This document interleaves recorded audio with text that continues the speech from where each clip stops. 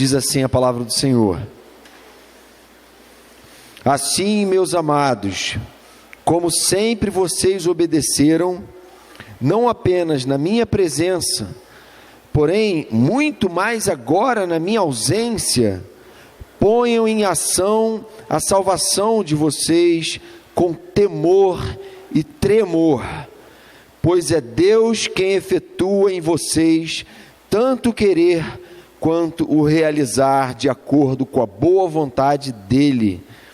Façam tudo sem queixas nem discussões, para que venham a tornar-se puros e irrepreensíveis, filhos de Deus inculpáveis no meio de uma geração corrompida e depravada, na qual vocês brilham como estrelas no universo, retendo firmemente a palavra da vida. Assim, no dia de Cristo, eu me orgulharei de não ter corrido nem me esforçado inutilmente. Contudo, mesmo que eu esteja sendo derramado como oferta de bebida sobre o serviço que provém da fé que vocês têm, o sacrifício que oferecem a Deus, estou alegre e me regozijo com todos vocês. Estejam vocês também alegres e regozijem-se comigo. Pai querido, queremos neste momento, diante da Tua santa palavra, nos colocar como verdadeiros servos diante do Seu Senhor, nos colocar como súditos diante do Seu Rei, nos colocar como alunos diante do Seu Mestre, filhos diante do Seu Pai, que estamos aqui para aprender, estamos aqui para nos submeter, estamos aqui para ser confrontados pelo Senhor, tratados pelo Senhor, santificados pela Tua palavra.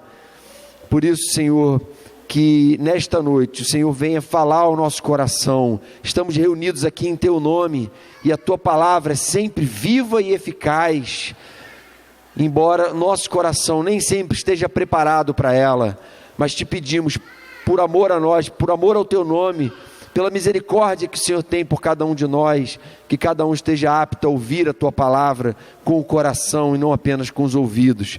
É o que Te pedimos em Teu nome, Jesus. Amém, Pai.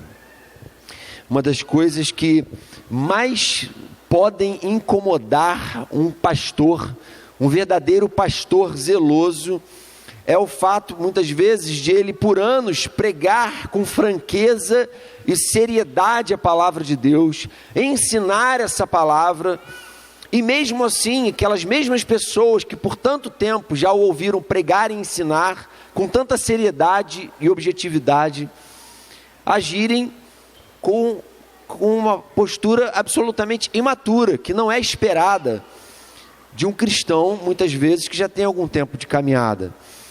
E esse tema da imaturidade espiritual e essa chamada maturidade é um tema recorrente na Bíblia. A gente vê ele ser repetido em vários livros, cartas e autores diferentes. Por quê? Porque os profetas sempre se incomodaram com isso, os apóstolos na igreja primitiva igualmente. Eles olhavam crentes que já estavam há anos como membros batizados e diziam: não é possível, porque ainda estão precisando ouvir de novo quais são os princípios elementares da palavra de Deus, os rudimentos da fé, de novo. Isso, sem dúvida nenhuma, é um incômodo muito grande. E esse texto, Paulo começa ele falando exatamente sobre isso. Gente, parece que havia uma certa atitude imatura dos filipenses, que enquanto Paulo estava lá, eles agiam de um jeito. Aí na ausência de Paulo, Paulo fala: gente, muito mais agora na minha ausência, vocês devem buscar viver e desenvolver e pôr em prática a salvação de vocês. Paulo está chamando a atenção da igreja de Filipos para o fato de que a salvação não é um dom, um presente que a gente recebe, guarda na gaveta e a partir daí cruza os braços e deixa a vida nos levar, indiferentes aos deveres que ela implica. É isso que ele está falando, porque a gente sabe que ninguém é salvo pelas suas próprias boas obras. A gente sabe que ninguém pode dizer quem é salvo e quem não é, Mas a gente sabe também pela palavra, pela mesma palavra, que a salvação necessariamente implica em mudanças de atitude, em mudanças que têm que acontecer na nossa vida prática. É isso que ele está querendo dizer com essa expressão: ponham em ação a salvação de vocês. Não é um ponto final. A gente pode ter convicção da nossa salvação. Veja o que ele diz em 1 João 5,13. Ou melhor, o que o João escreve: escrevi-lhes estas coisas a vocês que creem no nome do Filho de Deus, para que vocês saibam que têm a vida eterna. Em outra passagem, a palavra diz que o próprio Espírito de Deus testifica com o nosso espírito que somos filhos de Deus. Podemos ter essa convicção da nossa salvação pela fé. Agora, a salvação precisa sim se tornar evidente em atitudes práticas nossas, em respostas da nossa própria vida, da nossa conduta, da nossa própria forma de ser a palavra de Deus. Vejam como o próprio Senhor deixa isso muito claro. Jesus diz assim, lá em Lucas 13:24, esforcem-se para entrar pela porta estreita. Esforcem-se. Ou seja, se por um lado a salvação é um dom que você recebe de graça da parte de Deus, os salvos necessariamente vão ser aqueles que vão viver por toda a sua vida num esforço, no sentido de obedecer a Deus e de viver para a glória de Deus na prática. Não é apenas uma doutrina que é aprendida com a mente, mas é uma realidade de valores que é impregnada na vida e se traduz em prática, e tem que se traduzir. Mateus 11:12, Jesus diz assim: desde os dias de João Batista até agora, o reino dos céus é tomado à força, e os que usam de força se apoderam dele. O que Jesus está querendo nos ensinar aqui? Que há atitudes que eu e você precisamos tomar, muitas vezes radicais, proativas, muitas vezes duras, o caminho estreito, a porta mais difícil de entrar, o jeito mais difícil de fazer as coisas, privações, lutas, em prol de quê? Em prol de mostrar que a nossa salvação é legítima, de que estamos sim vivendo a realidade do reino de Deus, que a nossa salvação não é apenas uma coisa supersticiosa, que não afeta a nossa forma de viver no mundo, mas a nossa salvação, ela é posta em ação, ela é praticada. Paulo fala a respeito em 1 Coríntios 9:24, vocês não sabem que de todos os que correm no estádio, apenas um ganha o prêmio? Corram de tal modo que alcancem o prêmio. Percebem a repetição de imperativos, de ordem? Esforcem-se, corram, encham-se do Espírito Santo. Efésios 5:18. Por quê? Porque Deus requer de nós essa atitude. É especificamente essa atitude nossa em direção a Deus que a palavra de Deus chama de culto. Como o pastor Marcão falou semana passada, serviço, prática, pôr em ação a salvação.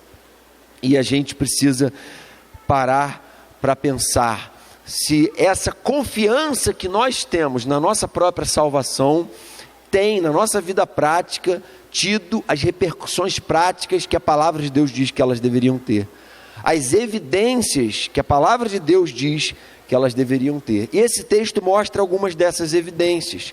Quando é que a nossa salvação se torna evidente? Segundo o desdobramento que Paulo apresenta aqui nesse texto. Em primeiro lugar, a nossa salvação se torna evidente quando manifestamos temor a Deus. Ponha a salvação em ação, ou ponham em ação a salvação de vocês, com temor e tremor. Alguns diriam assim, não, eu tenho temor a Deus, porque afinal de contas eu tenho medo de Deus.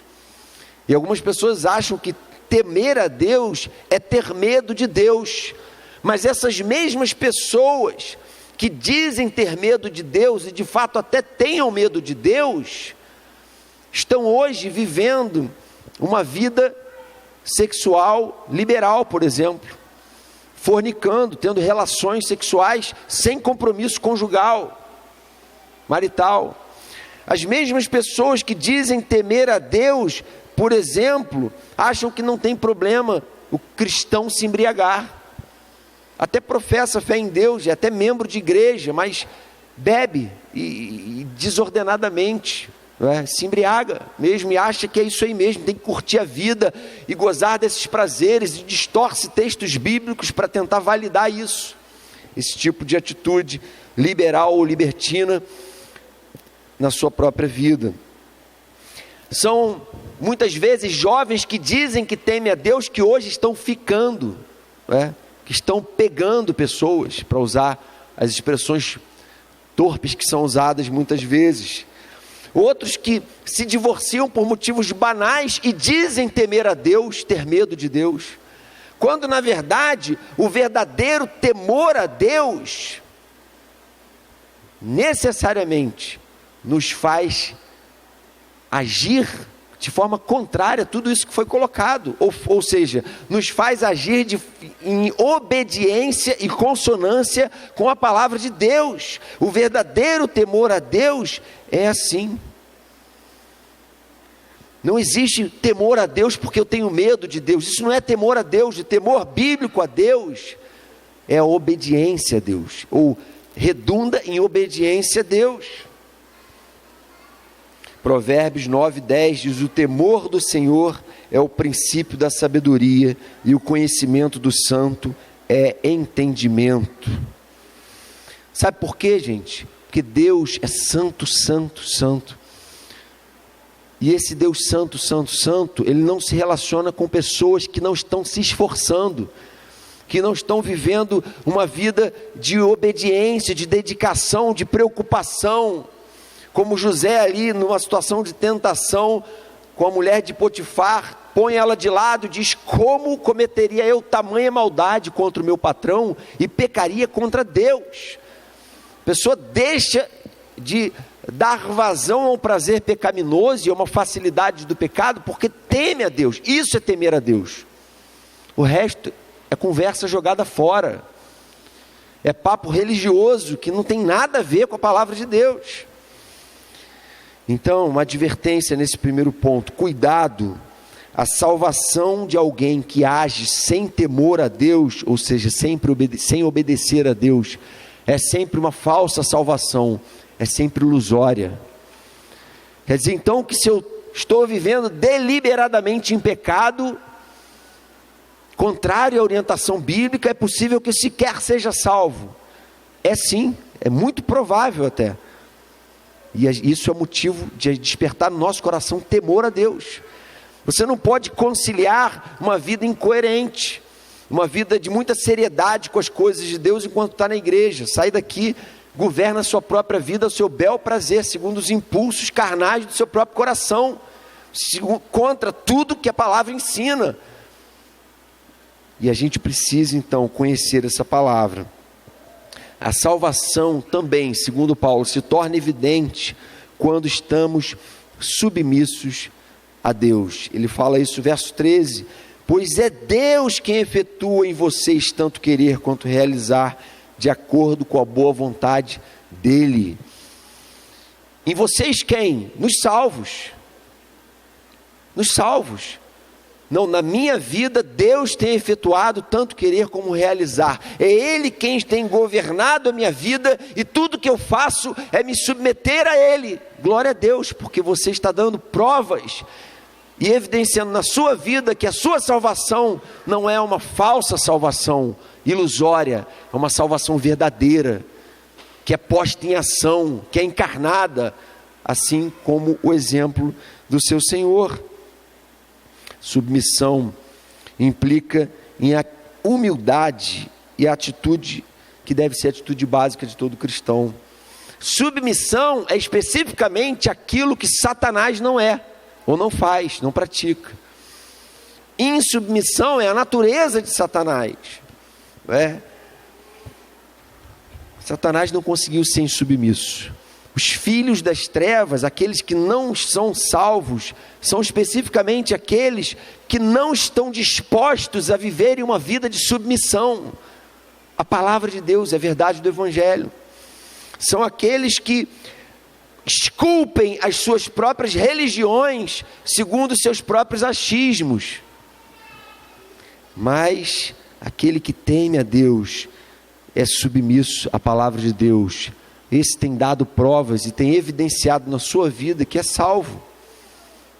Você olha para a vida dessa pessoa, olha quanta dedicação a Deus, quanto esforço, quanta vontade de obedecer a Deus, quanta disposição, quanto temor, quanta mudança de atitude, quanta conversão legítima. Aí há salvação. O que Jesus falou para Zaqueu, quando ele resolveu restituir aqueles a quem ele havia prejudicado? Jesus falou: hoje entrou salvação nesta casa. Salvação é sempre acompanhada, tem como consequência mudança de atitude prática. É isso que Tiago diz o tempo inteiro. Gente, que fé é essa que vocês estão dizendo que tem, que quando a gente olha para a vida de vocês, a gente não vê nada mudar? Tem que haver mudança, ele fala, porque a fé sem obras é morta, é uma pseudo-fé, e a gente precisa se deixar confrontar por Deus. Então, gente, o próprio Jesus, na sua divindade, na sua perfeição, o que ele faz?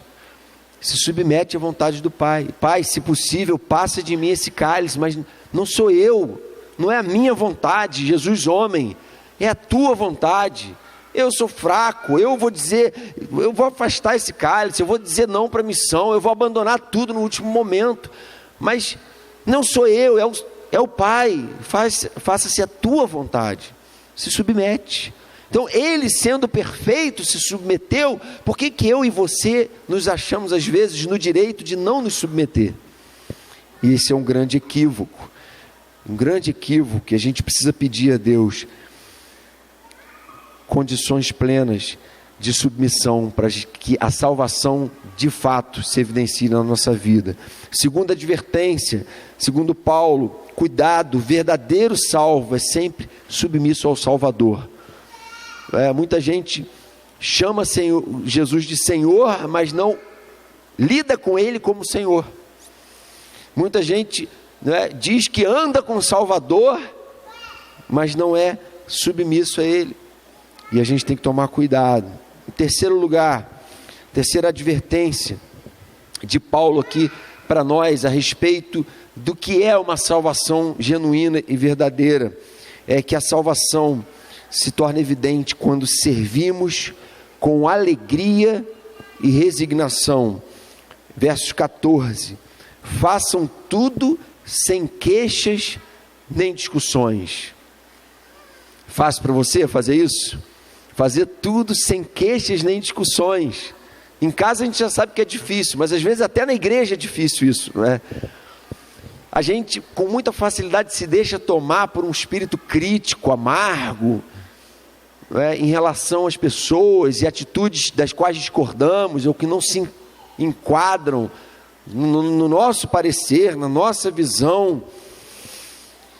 E é interessante que parece que Paulo está dando essa lição, ou melhor, ele está dando essa lição para nós, não no contexto de tranquilidade, de festa. Olha, gente, a gente está aqui nesse momento alegre, de festejo, de alegria.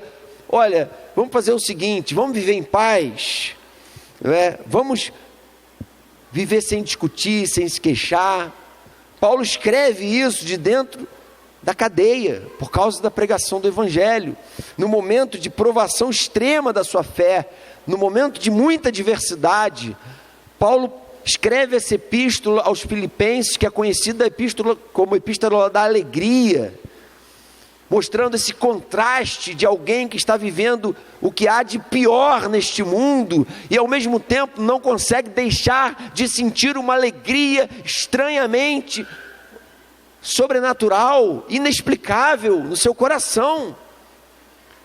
E mais do que isso, Paulo diz que já estava sendo oferecido como oferta de bebida, como libação. Sabe o que ele está falando? Gente, eu sei que eu estou vivendo meus últimos dias, eu vou morrer, eu vou ser martirizado, eu vou morrer por causa da pregação do Evangelho, mas eu quero que vocês dividam comigo essa alegria, e eu quero que vocês parem de se pegarem em bobagens, discutir por motivos fúteis, e aprendam a viver como salvos, porque os salvos não se deixam dominar por futilidades e inutilidades. Os salvos, eles aprendem a viver sem queixas nem discussões, aprendem a ter a mente nas coisas do alto, onde Cristo vive, assentado à direita de Deus. Não é isso que Paulo fala lá em Colossenses 3? Pensem nas coisas do alto, pensem segundo a eternidade, segundo o reino de Deus. Estejam acima dessas picuinhas e dessas coisas pequenas. Releve o erro que o outro cometeu com você, libere o perdão, para de ficar nutrindo isso, porque isso não é próprio de quem é salvo. Um dos textos mais intrigantes na Bíblia para mim é quando Jesus impõe uma condição ao perdão, depois da oração dominical, que ele diz: se perdoardes aos homens as suas ofensas, também o Pai de vocês vai perdoar vocês as ofensas de vocês. Mas se vocês não perdoarem aos homens as ofensas deles, tampouco o Pai de vocês vai perdoar a ofensa de vocês nos céus. Muito pesado esse texto, muito difícil, humanamente falando. Agora, aqueles que foram salvos, que nasceram de novo, que estão vivendo cheios do Espírito Santo, irmãos, viver sem discussões e queixas tem que ser uma realidade presente, tem que ser mais uma das muitas evidências de que você passou pela salvação de verdade, de que Jesus não é, ou Deus não é um ser distante, mas um Deus presente, que está transformando a sua vida na prática, valores morais, te dando consciência do erro, convicção de pecado, como a palavra ensina.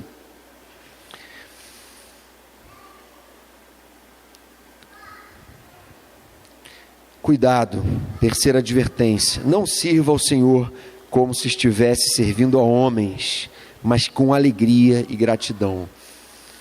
Você fica murmurando, se queixando, quando você está com a mente nesse mundo, pensando no que você está fazendo para as pessoas, que erram, que falham, que não retribuem, que não recompensam, que não são gratas, que são pecadoras como você. Mas quando você põe a mente no alto, como aqueles que são salvos de verdade, que entendem a realidade do reino, a realidade espiritual que o cerca, aí tudo se torna leve, aí você consegue entender, e não se deixa mais dominar pela amargura, pelo ódio, não retém mais o perdão. Quarto lugar, salvação se torna evidente quando vivemos em santidade. Está costurando, na verdade, o mesmo pensamento aqui o tempo inteiro. Fundamentalmente, se for resumir em uma palavra: santidade, obediência. Verso 15: para que venham a tornar-se puros e irrepreensíveis. Quem? Os salvos. Isso aqui não é palavra para quem não é salvo, para quem rejeita as coisas de Deus, para quem a palavra de Deus é loucura. Estamos falando daqueles que nasceram de novo, que têm o Espírito Santo. Esses devem se tornar puros e irrepreensíveis, porque são filhos de Deus, inculpáveis no meio de uma geração corrompida e depravada, na qual vocês brilham como estrelas do universo, retendo firmemente a palavra da vida. Ou seja, tem que haver diferença. A gente estava falando essa semana que muito se falou nos últimos anos sobre secularização da igreja, não é? A igreja agindo de acordo com a cultura. Aí Marcão até falou, na verdade, o que acontece é uma incredulização do cristianismo, né? As pessoas estão vivendo hoje um cristianismo incrédulo. Falam que creem no inferno, mas na verdade não vivem como se crescem na realidade do inferno. Falam que creem no juízo final de Deus, mas não vivem como se temessem esse juízo final de Deus. Falam que morreram para si mesmos e vivem para Cristo, repetem, às vezes em canções, essas palavras do apóstolo Paulo com maior facilidade. Aí saem do culto para viver como culpados iguais a uma geração pervertida e corrupta, e deixam assim de brilhar como luzeiros no mundo, brilhar como estrelas no universo. E Paulo está falando com vocês, não é para ser assim. Vocês não entenderam o que Jesus falou, que vocês são o sal da terra e a luz do mundo? Vocês não têm que ir entrando no esquema, não. Vocês não têm que fazer o que todo mundo faz, não. Está cheio de jovem querendo fazer o que todo mundo faz, está na moda, é maneiro. Não, já é normal, todo mundo faz isso. Mas o cristão salvo não seguia por esse tipo de orientação. Ele está querendo saber o que Deus pensa, o que a palavra pensa. Ele vai ler a cultura do seu tempo, o que o professor está falando na universidade, à luz do que a palavra pensa. O ensino de mestres, de pais até, à luz do que a palavra ensina. Antes importa obedecer a Deus do que a homens. A palavra vai ser o crivo e as lentes pelas quais ele vai examinar tudo e santificar todas as coisas, e não se deixar corromper por elas. Esse é o papel do cristão, não é? Spurgeon dizia que a santidade é o lado visível da salvação. Essa é uma frase muito sábia, irmãos. A santidade não salva ninguém, a santificação não salva ninguém. Então é possível que alguém esteja procurando fazer coisas certas, e mesmo assim não ter obtido a salvação em Cristo. Mas é impossível a alguém que obteve salvação em Cristo, que nasceu de novo, viver uma vida deliberada em pecado, uma vida de pecado deliberado. É impossível. O verdadeiro salvo é sempre alguém que está procurando se posicionar com firmeza no mundo, porque ele tem consciência de que ele é a luz do mundo.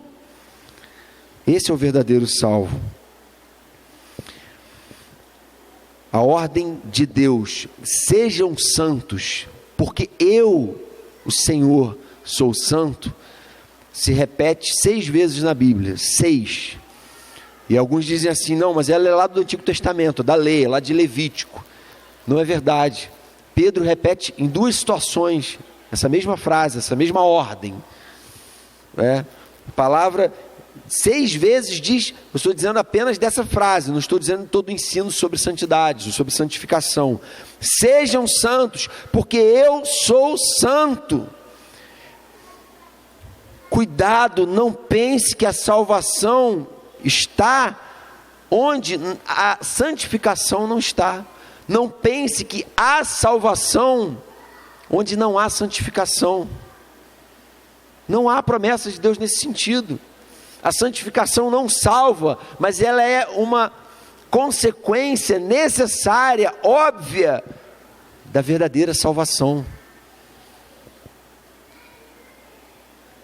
E essa palavra, irmãos, é dura. O próprio Senhor disse ela, né? Às vezes as pessoas, não, essa palavra é muito dura, eu prefiro ficar com Jesus, que Jesus era mais, né, leve.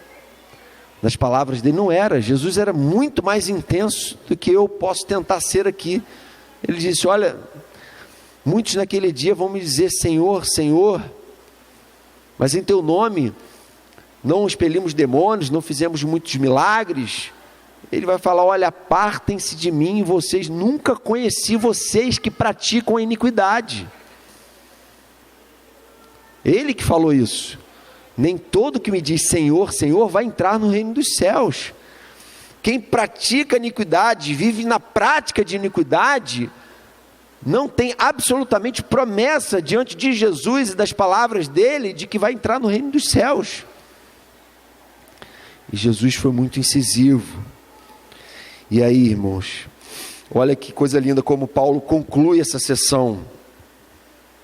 Ele já pensando aqui no dia de Cristo, pensando no juízo final, pensando talvez na salvação de toda a igreja. Assim, no dia de Cristo eu me orgulharei de não ter corrido nem me esforçado inutilmente. Se lá no início da sessão ele estava com uma crise pastoral de ver que ele saía de Filipos, o pessoal caía em pecado de novo. Ele, gente, não é assim, eu saí daí, mas vivam como se eu tivesse aí, mais intensamente ainda, vocês precisam se fortalecer mais ainda. Aí ele diz assim: olha, eu quero no último dia da minha vida encontrar com o meu Senhor, consciente de que o meu esforço de pregação a vocês não foi inútil, não foram palavras jogadas fora, eles tiveram repercussões práticas na vida de vocês. É isso que Paulo está falando. Eu quero ter essa paz no meu coração e levar ela para o túmulo. Contudo, mesmo que eu esteja sendo derramado como oferta de bebida sobre o serviço que provém da fé que vocês têm, o sacrifício que oferecem a Deus, estou alegre e me regozijo com todos vocês. Estejam vocês também alegres e regozijem-se comigo. Paulo, antes dessa sessão aqui, ele fala a respeito do servo sofredor, do exemplo de Jesus, eleva o padrão de santidade do povo de Deus, e ele continua nessa mesma linha, mas não para dizer que essa austeridade, essa seriedade com a qual a palavra nos desafia a viver, não é uma seriedade que nos faça tristes, amargurados, deprimidos. Não é isso. É exatamente o contrário. O prazer e a alegria de se viver livre do pecado, de se viver uma vida santa e reconciliada com o Criador, são tão intensos e tão maravilhosos, que Paulo está dentro de uma cela, sofrendo, na iminência da sua morte, poucos dias depois talvez, e diz: gente, eu quero que vocês compartilhem comigo dessa mesma alegria que inunda o meu coração agora. Alegria de quem sabe para onde está indo, alegria de quem considerou toda sabedoria do mundo refúgio, esterco, por causa da cruz de Cristo, de quem entende que esse prêmio da soberana vocação, esse chamado celestial é muito maior, está muito acima, é muito mais maravilhoso, é muito mais recompensador do que qualquer coisa que o mundo venha me oferecer. Essa convicção de salvação para a glória de Deus. Aquele que perseverar até o fim será salvo. Essa é a palavra de Deus. Vamos orar, irmãos? Feche seus olhos.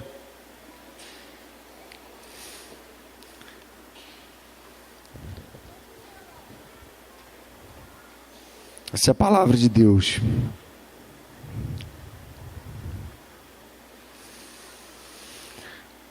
Que não traz para nós peso, nem constrangimento, mas para aqueles que são salvos, para aqueles que nasceram de novo, para aqueles que têm consciência espiritual, ela traz alegria, traz renovo, traz esperança. Senhor, estamos aqui mais uma vez para te suplicar, vem nos dar o temor devido para vivermos uma vida coerente com o teu evangelho, uma vida daqueles que brilham como luzeiros no mundo, estrelas no universo, santos e inculpáveis, puros no meio de uma geração pervertida, corrupta e depravada. Senhor, perdoa-nos se temos nos deixado secularizar, contaminar com muita facilidade, e dá-nos mais resistência para vivermos uma vida que glorifica de fato o teu santo nome, porque temos certeza, se não fizermos isso hoje, dificilmente receberemos da parte do Senhor aquilo pelo que temos orado no retiro. Dificilmente 2015 será o ano que esperamos que seja. Por isso queremos vivê-lo intensamente na tua presença, para que o Senhor ministre sobre nós bênçãos que sequer podemos imaginar, porque nem olhos viram, nem ouvidos ouviram, nem jamais penetrou em coração humano o que Deus tem preparado para aqueles que o amam, para aqueles que vivem segundo o seu propósito. É o que te pedimos, para a honra, glória e louvor do teu nome, Senhor. Amém, Pai.